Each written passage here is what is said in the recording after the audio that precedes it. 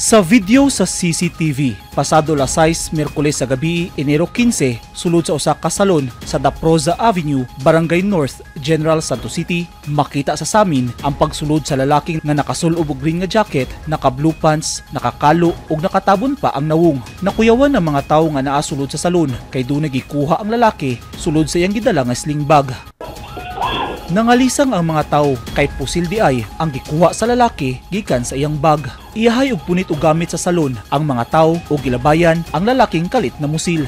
Nigawas kadali ang lalaki ug nibalik na sabdayon og sulod sa salon ug namusil sa makadagang higayon. Punteriya sa lalaki nining tungura ang transgender nga tag-iya sa salon nga giila sa kapulisan nga si Renante Tampus, 34 anyos ug residente sa Uhaw, Barangay Fatima Jensan. Nakahiagum og duha ka samad pinusilan ang biktima, usa sa dughan ug usa sa tiil.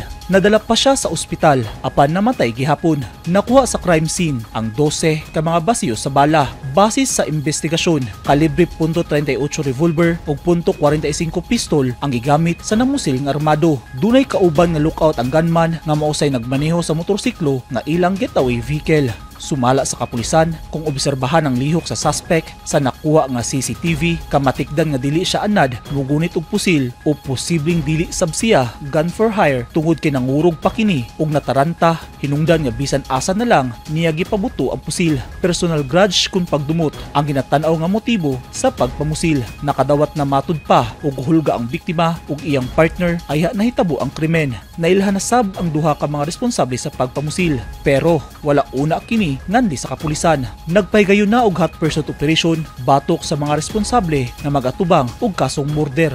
Hustisya ang singgit sa pamilya, kabanay ug mga higala sa biktima. Eugene Hinutan, Newsline Philippines. Stay safe.